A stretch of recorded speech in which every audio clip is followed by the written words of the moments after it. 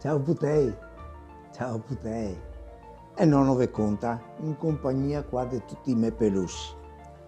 E allora, la fiaba di Ancuo si chiama Giovanin senza paura. Che era una volta un ragazzetto che si chiamava Giovanin senza paura, perché non aveva paura proprio di niente.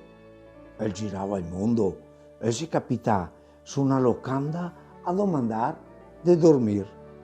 Ah, qua non c'è posto che ha detto il paron, ma se non ti ha paura ti mando mi su un passo. E perché dovrei aver paura? Perché ha detto se sente e che nessuno ci può mai venire fuori che da morto da quel passo.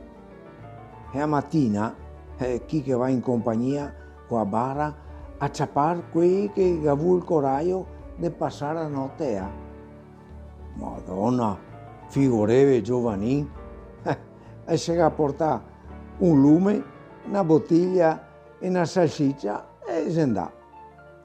A mezzanotte e mangiava sentata a toia quando che da capa del cammin e ha sentito una voce. Puto? E Giovannin rispose, e butta! E dal cammin si cascasò una gamba di un uomo. E Giovannino e ha bevuto subito un gotto di vino. E dopo ancora a voce, butto? E Giovannin, e butta! E che si venuto un'altra gamba. E Giovannin ha addentato la salsiccia a sto punto. Butto e butta! E che viene su un braccio e Giovannin si è messo a fischiettare. Butto ancora su del cammin e butta! E su un altro braccio. Butto e butta ancora! E si è cascato un busto che si è appiccicato le gambe e le braccia e si resta un uomo in piedi e senza testa. E ancora, butto e butta! Si è cascata la testa, si è saltata su proprio in cima al busto del corpo che era venuto prima a tocchi. E era un uomo gigantesco e Giovannino che ha salgoto e ha detto, ah, tu sei te?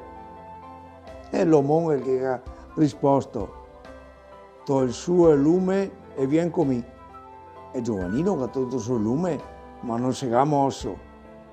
Passa avanti, che ha detto Giovannino.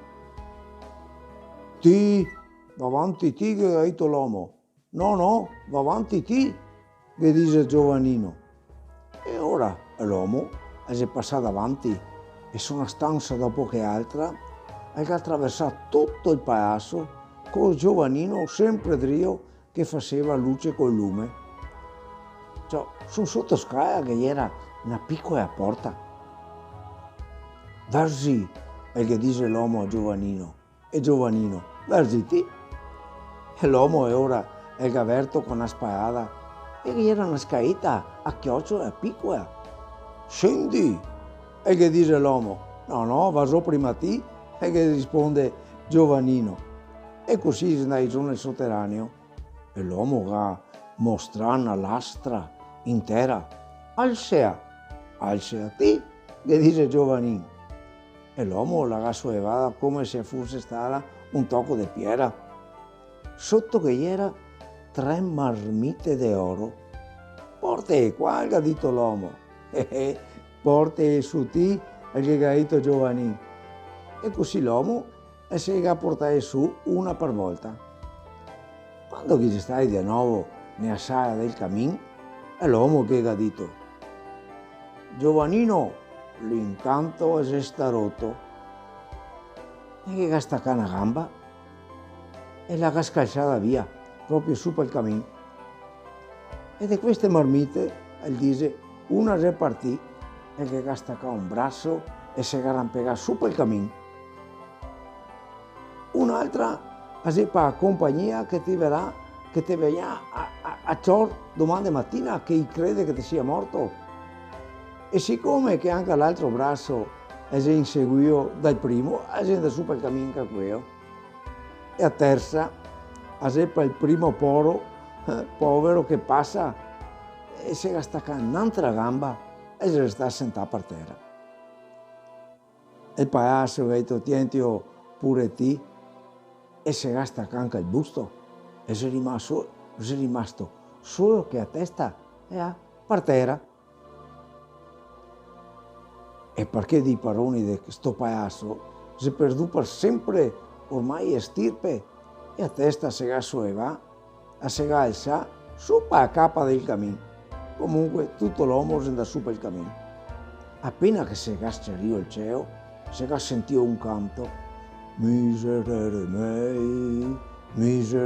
mei.